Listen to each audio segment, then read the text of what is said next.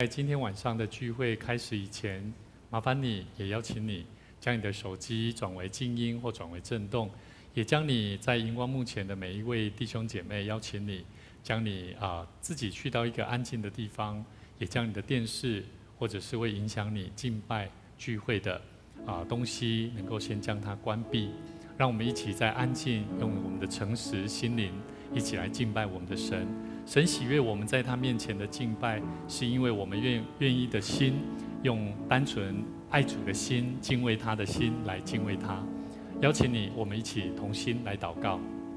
天父上帝，我们谢谢你，感谢你带领我们能够一起享受神你丰盛的恩典。主啊，我们晓得，因为你爱我们、怜悯我们，我们知道你是那位医治的主，你是要帮助寻找那些软弱、破碎、有需要医治帮助的人。主啊，我们承认，当我们自己虽然有许多的不完全，但是我们灵里面虽然即使有破口、有伤痛，但是我们相信，我们的生命如果离了你、离开了你，我们什么都不能做。恳求神亲自再一次带领我们，一起来到神你的面前。我们愿意承认我们自己的软弱，我们的灵里面的需要，恳求你来亲自医治我们，让我们的生命不仅能够得着医治，能够在软弱当中重新得着力量来面对挑战。恳求你也帮助我们，能够继续用我们生命当中所得着的福音的救恩的恩典，让我们懂得去分享，懂得在信靠你当中学习倚靠神，去将神的福音，将神美好的祝福带给更多生命需要祝福、需要主你的朋友。谢谢主，我们再次将今天晚上我们同心合意在你面前的聚集仰望神，愿主你亲自与我们同在，圣灵感动我们，引导我们今天晚上的聚会。祷告奉主耶稣基督圣名来求，阿们。邀请你从你的座位起立，我们一起在神的面前一起来唱这首诗歌，医治我。神告诉我们，压伤的芦苇它不折断，将残的蜡烛它不吹熄。我们的一生的年日，唯有在神的手里，必定享受平安与喜乐。我们一起唱这首诗歌，求神来医治我们，保守我们的心。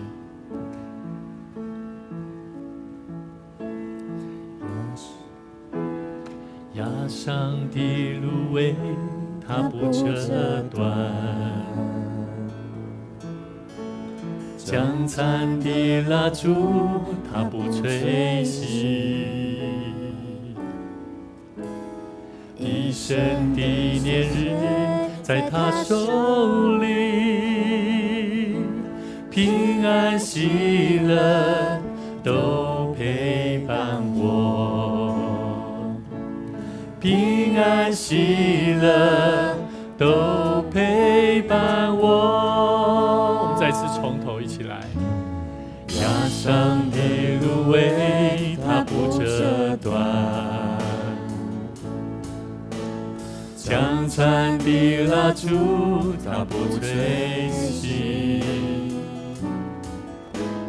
一生的年岁在他手里，平安喜乐都陪伴我，平安喜乐都陪伴我，医治我，我必得痊愈。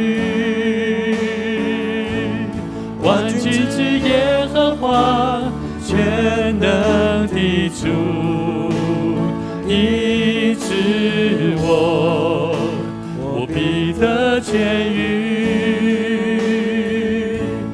如鹰展翅上腾，奔跑走天路，医治我，医治我，医治我，我必得痊愈。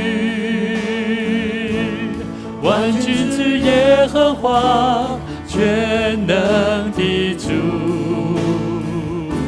医治我，我必得痊愈。上的奔跑走天路。这个时候，牧师要邀请各位，我们一起来为世界许多的战争来祷告。特别我们要为乌克兰、为苏联，他们在战争里面有许多伤痛的百姓。我们也要为黎巴嫩跟以色列，他们在为了自己的真理，在那边用战争，用许多彼此的伤害，来造成许多人民的苦痛。我们一起在祷告当中来为他们祷告，求神来医治他们的心，将平安喜乐能够带给他们的人民。我们一起同心来祷告。主耶稣，我们向你呼求。主耶稣，我们晓得我们的生命是主你所掌权。主啊，我们要为这些在战争当中苦痛的百姓来向主你呼求。愿神你的恩典，愿神你的拯救再一次降临在他们的国家的领袖身上。特别在军队，当他们在等候平安的到来的时候，我们恳求神将你的恩典再次赐给他们，让他们明白神你是唯一生命的拯救，让他们晓得生命唯有神，你是我们生命的救主。恳求神继续带领我们，让我们的生命在你的恩典里面，让我们得着平安与喜乐。主啊，恳求神赐给我们力量，赐给我们有祷告的心智，能够为别人来祷告呼求，让我们的生命能够不断的来求取神得着的平安与喜乐。主啊，我们晓得我们自己在恩典当中，但是我们却很少为那些需要的人来祷告。求神怜悯我们，赐福我们，将医治的灵赐福在伤痛的人身上。谢谢主，我们将一切交托在主你手中，愿你与我们同在。祷告奉主耶稣基督圣名来求，阿们。压伤的芦苇它不折断，将残的蜡烛它不吹熄，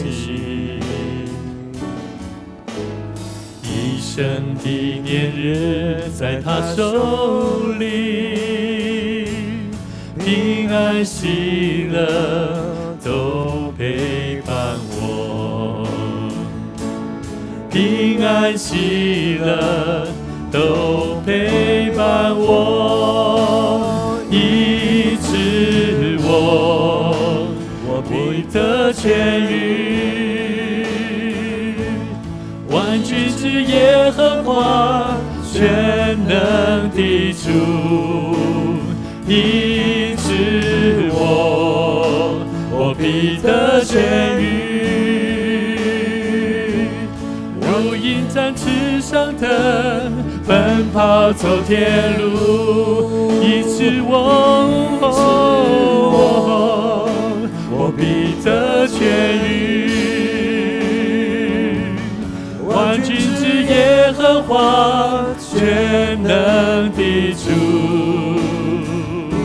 医治我必得痊愈。如鹰展翅上腾，奔跑走天路，大声的来唱，医治我必得痊愈。万军之耶和华全能的主，医治我必得痊愈。如鹰展翅上腾，奔跑走天路，如鹰展翅上腾，如鹰展翅上腾，奔跑走天路，如鹰展翅上腾，奔跑走天路。主啊，恳求神医治我们，恢复我们，让我们的生命不是在苦痛里面没有盼望。我们得着神的救恩，我们需要充足的力量，是从信心，因为我们倚靠神。让我们倚靠神，我们的生命不仅要得着医治的拯救，我们的生命也要恢复到神你所创造我们生命那完全有能力的是有信心、有盼望的，因为你是万军之耶和华全能的主。主啊，我们相信我们的生命倚靠神，不仅要得着医治、痊愈，我们的生命要如鹰展翅上腾，能够奔跑走你所为我们预备生命的道路。谢谢主，我们在你面前再次将我们的生命摆在主你手里。愿神医治我们的生命，是要我们为主做美好的见证，帮助有需要的人，让更多需要的人的生命因为福音，因为主的救恩，再次得着生命的盼望。谢谢主，恳求神带领我们今天晚上的聚集，祷告奉主耶稣基督圣名来求，阿们。请坐。这时候我们一起来奉献。基督徒，我们一起透过奉献的行动来回应神在我们生命当中美好的呼召与拣选。我们一起透过奉献的行动，也让更多的人看见我们是属神的儿女。一个属神的儿女，他会懂得用感恩的心，用生命的行动来回应神的呼召与拣选。邀请你将你的感动以及你的奉献带到就近的教会，能够回应上帝，来见证神在我们生命当中美好的祝福。我们一起起立，我们一起来唱奉献的诗歌。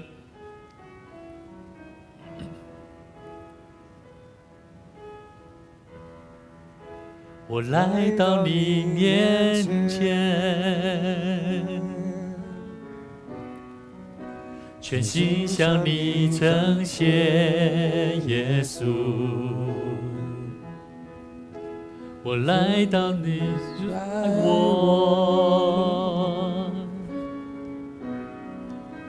我单单属于你。我们再次对主说，我来到你面前，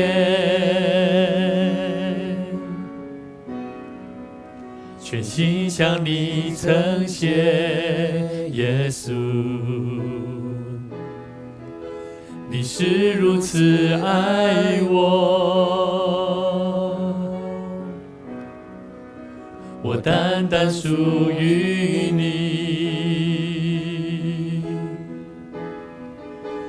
主，我在这里献上我的心，生命的一切完全献给你。因为我并没有财宝和金银能够献给你，唯有我的心，我唯一祷告，唯一的呼求，是你能悦纳我献上的所有。愿我这一生成为你器皿，来完成你旨意。我们一起来做奉献宣告的祷告。我相信凡事都是上帝所创造，他拥有赏赐与收回的权柄。此时我愿意从你所得到的恩典，用感恩与敬虔的心奉献在你面前，求主在我每次甘心乐意的奉献中，操练我更加顺服委身，分别我的生命。我相信奉献是栽种丰收的种子，我深信奉献是实践基督的生命，我确信奉献是生命主权的交托。求主按照你的信实与怜悯赐福我们，保守你的教会，坚固你的百姓，奉主耶稣基督的名来求，阿们。请坐。这时候牧师来做教会的消息报告。我们这个礼拜明天是退休牧师传道师的纪念主日，那我们明天有请陈圣贤牧师来到我们当中来证道，也邀请各位弟兄姐妹能够继续为退休的牧师传道师纪念主日来关心代祷跟奉献。本周因为山陀尔台风所造成很多台湾人民的不便，还有很多在财产上那边的损失，那我们生命的伤害我们也请大家能够继续为这些受灾户来线上代祷，求主来恢复补足他们的需要。那我们在明日在下午1点，我们教会在1楼的副堂，我们要举行大桥里的联合圣诞节活动的事工说明会。那我们会跟南台教会的同工一起来做讨论，也邀请每一位你有负担的弟兄姐妹，在小组会后，你能够一起留下来可以在2楼这个主日学教室做休息。那我们在1点，我们一起来参与，来了解关心。那我们在12月21号，我们要做联合的圣诞节活动，那也邀请大家一起来为这件事工来代祷。那期待每一个弟兄姐妹能够带着一颗喜乐的心，然后来邀请每一个来到我们当中的大桥里，或者是经过的每一个里民朋友，都能够一起来参加圣诞节的活动那今天牧师要带大家一起来认识为有病的人而来的耶稣今天主题当中，我不晓得你们怎么看待我们所认识的耶稣？你觉得耶稣他来到世上是为了什么？是为了健康的人，还是为了有需要的人？你觉得耶稣来到世上是为了有需要的人，还是为了健康的人？有需要的，而且让有需要的人因为他而重新得着生命的盼望。所以我觉得当我们在认识耶稣的时候，我们都知道耶稣他来的目的，可是我们怎么样去跟别人相处，让别人知道我们所认识的这个福音里面的背后，这位耶稣，这位主上帝，到底他来世上，他为什么这样的爱我们？我觉得我们需要更多去了解有病的人，到底我们是不是一个有病的人？我觉得我们需要用一个不是说做一个有病的人不好啦，而是说我们要如何让自己在有病、有状态不好的状态下，要怎么样更好？所以今天牧师特别用一段圣经节，要带领大家一起来看圣经里面马太福音第9章9到13节里面所谈到一个很重要的概念我们一起来读今天的经文。耶稣从那里往前，我们一起要大声来念耶稣从那里往前走，看见一个人名叫马太，坐在税关上，就对他说：“你跟从我来。”他就起来跟从了耶稣。耶稣在屋里坐席的时候，有好些税吏和罪人来，与耶稣和他的门徒一同坐席。法利赛人看见，就对耶稣的门徒说：“你们的先生为什么和税吏并罪人一同吃饭呢？”耶稣听见就说：“康健的人用不着医生，有病的人才用得着。经上说：我喜爱连续，不喜爱祭祀。”这句话的意思，你们且去揣摩。我来本不是招义人，乃是招罪人。我非常喜欢看到第9节，耶稣从那里往前走去，看见马太，他坐在税关，因为马太是一个税吏。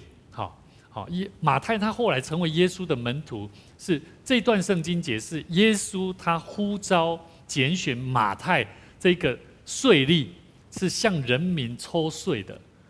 很多人都很讨厌他，可是我非常喜欢一开始他说看见一个名叫马太坐在税关上，大家都不是很喜欢他，可是耶稣就对他说：“来，跟从我吧。”跟你旁边的人说：“跟从我吧。”这句话容不容易？不容易啊！因为大部分的人不会想说：“来，你来跟从我，你跟着我来做某件事情。”很少人会敢这么说了，因为我们会觉得我自顾不暇了，我怎么还有能力去带人？可是我非常喜欢耶稣，他看到一个需要的人，或者是在他的生命当中，他需要同工的时候，耶稣他是用这种态度来跟从我。他就起来就跟从了耶稣。所以呢，耶稣他进去屋里坐席的时候，坐下来的时候，有很多税吏和罪人来跟耶稣一同吃饭。法利赛人看见，就对耶稣门徒说：“你们的老师为什么会跟这些税吏有罪的人在一起啊？”有点像牧师如果突然间找了那个很久没有来教会，或者是他在外面游走的，他从来没去过教会的一些不良青年，大家都觉得是有问题的学生，有问题的弟兄姐妹。你去看很多基督徒他面对那一些好像讲话思维很奇怪的人他会怕他不知道怎么融入跟他讲话。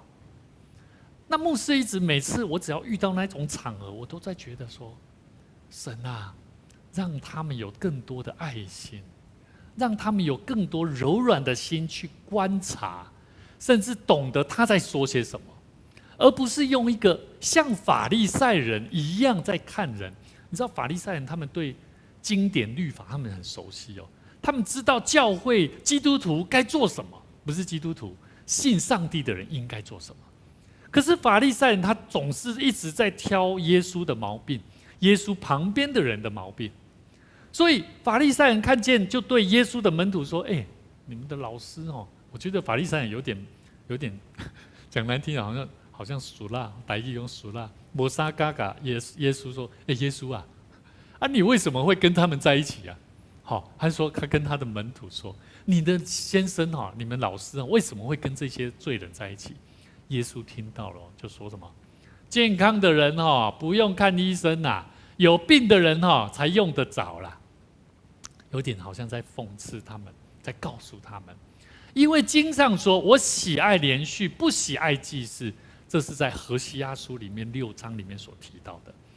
各位弟兄姐妹，经文里面马太他是一个原名叫做利未，他是一个税吏。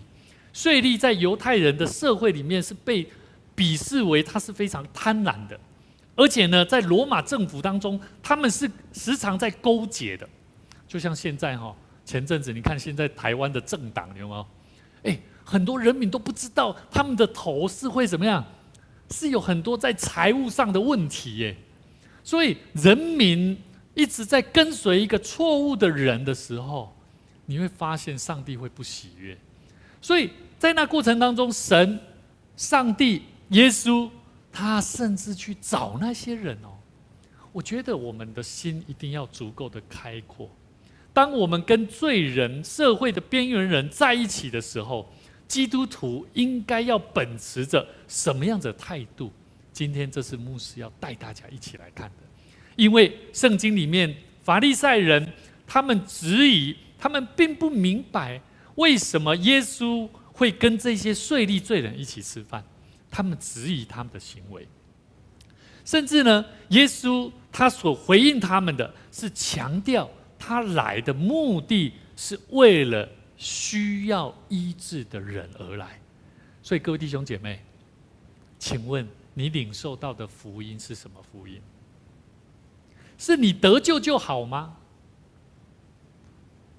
所以牧师要强调，要提醒各位在你们的群组，在你们的小组里面，或在你们的教会里面，当你与人的关系里面，如果你本身你没有办法去包容，甚至带领那一些人，你要好好认罪祷告。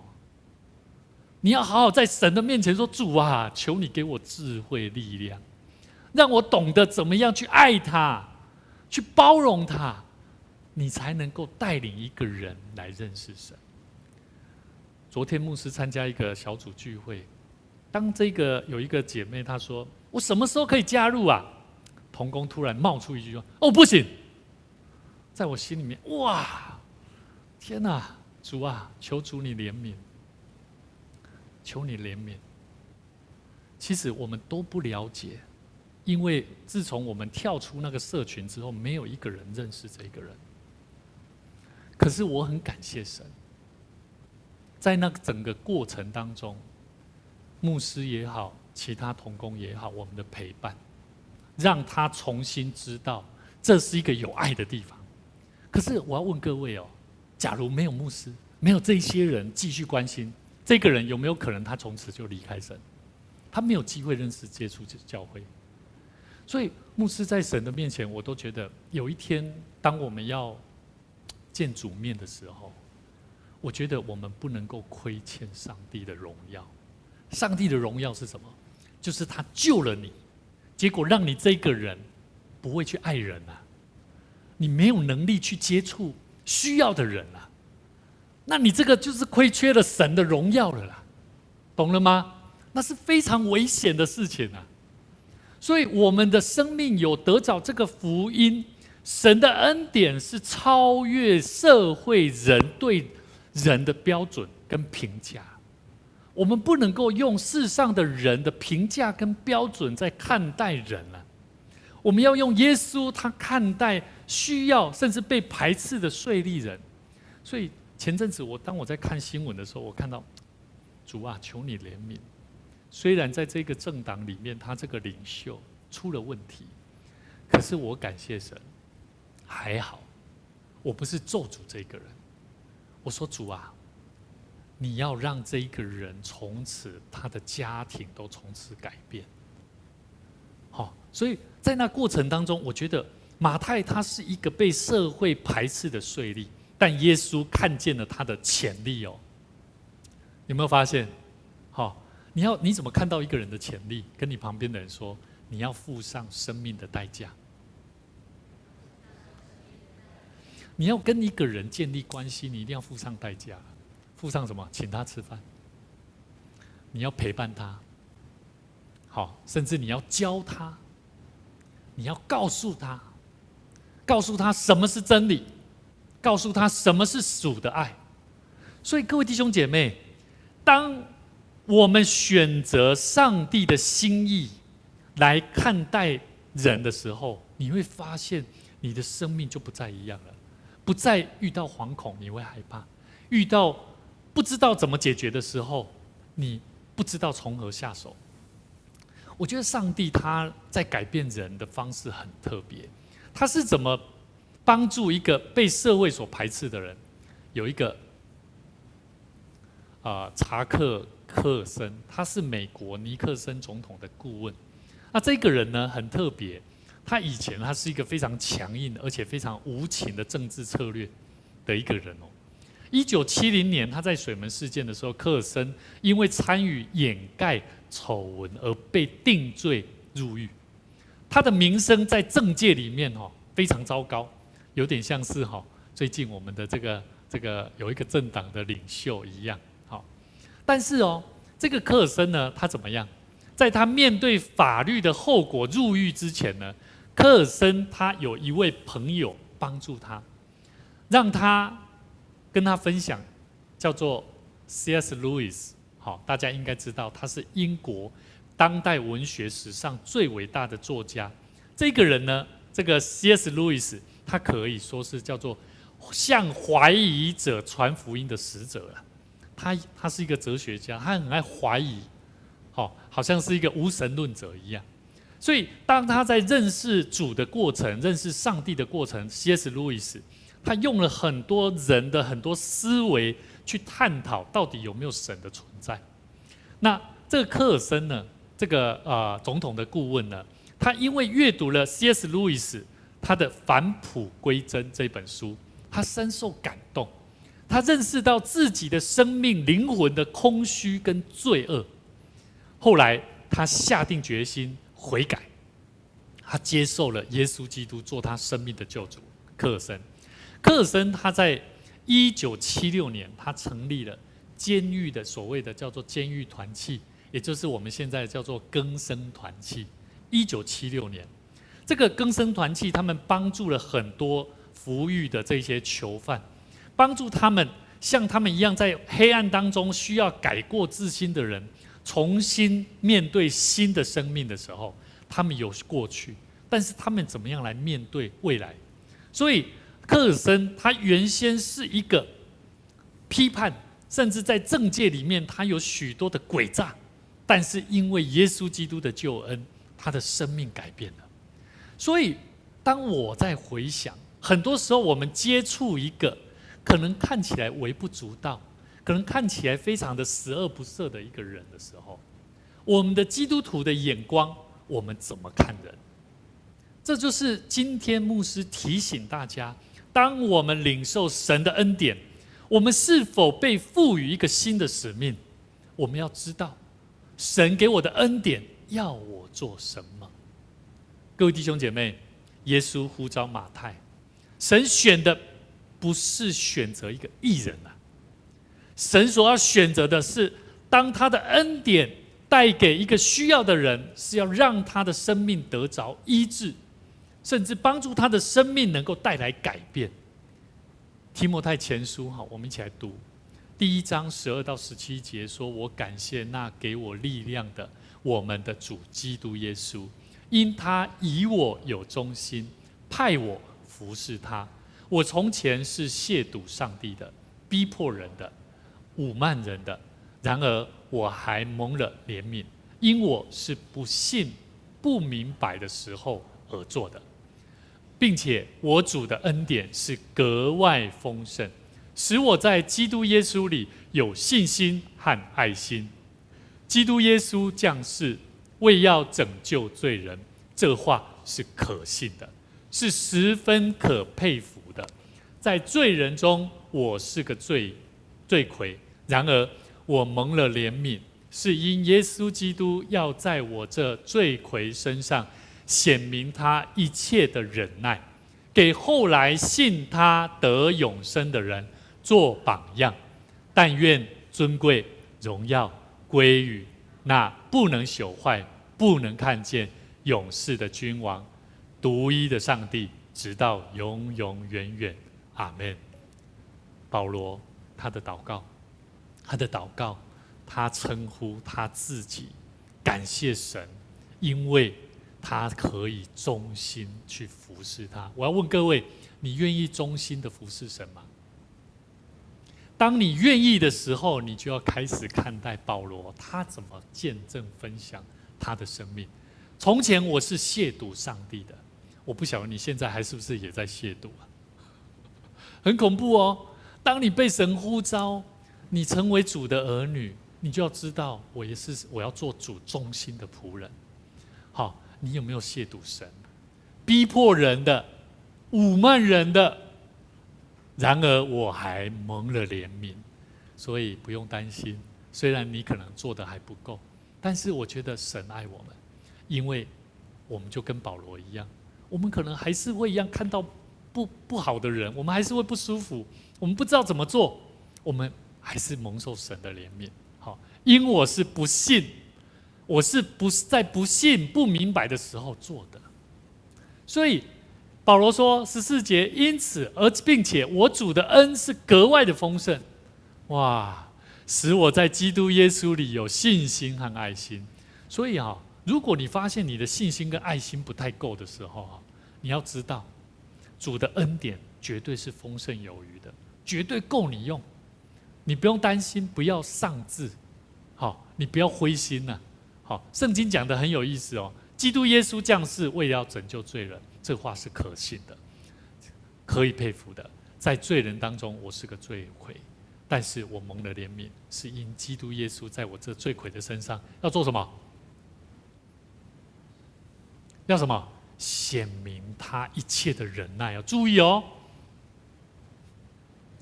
我们现在蒙受怜悯，可能你现在还没有达到耶稣上帝所希望我们达到的标准哦。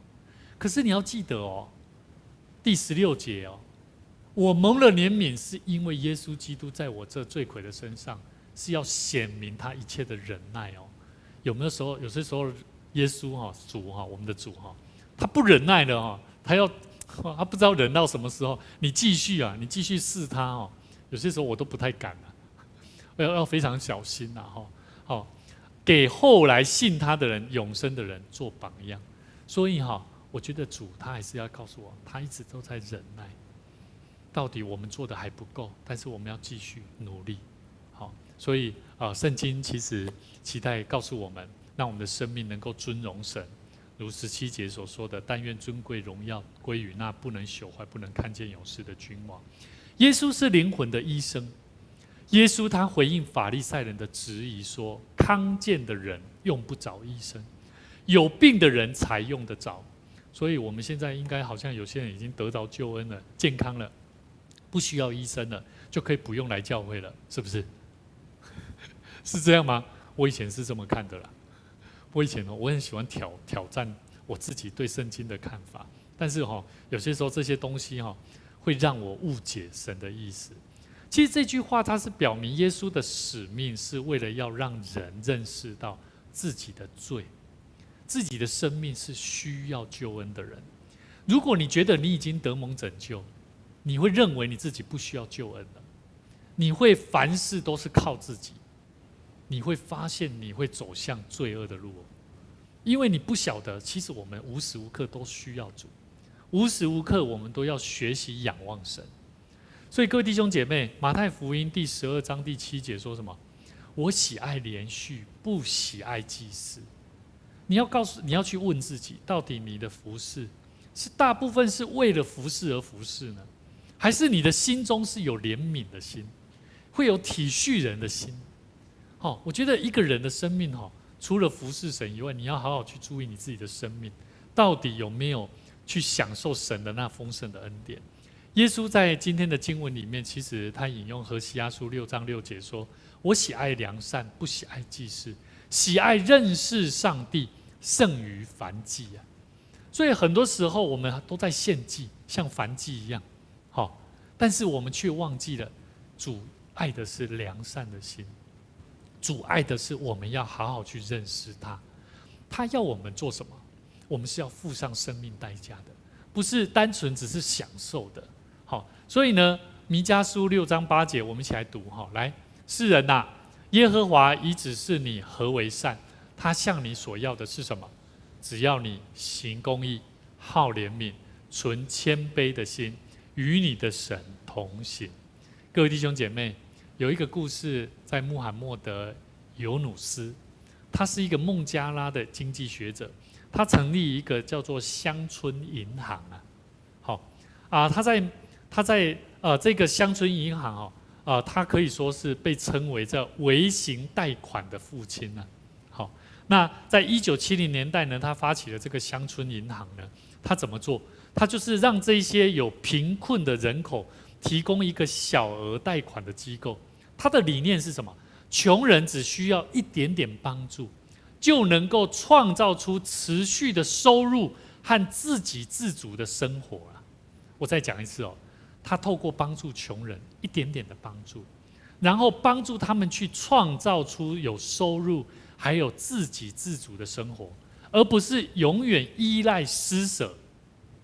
所以牧师我很喜欢带愿意来教会的人，我愿意提供给他吃，但是我给他吃之后呢，都会有目的。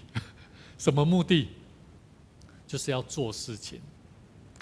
我记得那个中南中选当时他们进入教会的时候，他们很爱跟着牧师去钓鱼那钓鱼每次呢出去的时候，总是什么牧师他那个浮标掉了啦，钩子打结了啦，然后断了啦，他总是都会说牧师来，请你帮我，牧师我这个怎么了？我曾经一次出去钓鱼大概几乎没什么时间，没什么收获了。后来我就想一想，不对，我要教他们如何去绑鱼钩，如何去看流水，如何去面对他所学的事情。我记得那时候他来的时候，我就跟他们讲，可以，你们希望牧师陪你们，然后去钓鱼，我觉得乐意奉陪，但是你要来帮我搬东西。我记得当时他一开始的时候，他们不知道怎么搬，每次都牧师从楼上然后东西很多东西要准备冰箱啦，然后钓竿啦，很多钓具的东西都要准备，然后呢准备好还要提那个很重的水。在当时呢，他们只会是站在那里不知道怎么做。现在不一样了，现在是休息的时间，约牧师要去钓鱼的时候，牧师可以去钓鱼吗？可以啊，你早一点来。我只说你们早一点来，就这样，他就知道了。到了以后，他自己就坐上来，然后自己就去拿一拿，然后帮我搬下去，很快，按部就班。我要讲什么？我要讲的，尤努斯他行动，他展现了3个东西，叫做行公义、好怜悯、存谦卑的心与神同行。他怎么做？他行公义，他认识到穷人、弱势、需要的人，当他在传统的金融体系下，他得到不公平对待的时候，他唯一要做的就是创造一个公平、透明的系统，让他们有机会去改善生活。所以我刚刚举例嘛，今天有人他想要学，他想要去玩，即使他是在玩，我们要让他怎么样？玩得有意义嘛，玩得有价值嘛。好，张岩，你现在弹着贝斯，一开始会怎么样？压力很沉重，对不对？可是慢慢久了以后，其实牧师我是很勇敢的敢眺望你的人。好，因为我知道有一天，其实你不会在这边做长久的贝斯手了，对吗？可是有一天，当你1年后、2年后，你在牧师的这样子的督促下，我觉得你回到你的教会，回到服事的禾场里面的时候，你会感恩当时候带着你的那一位牧者。所以我就了解到什么是行公义。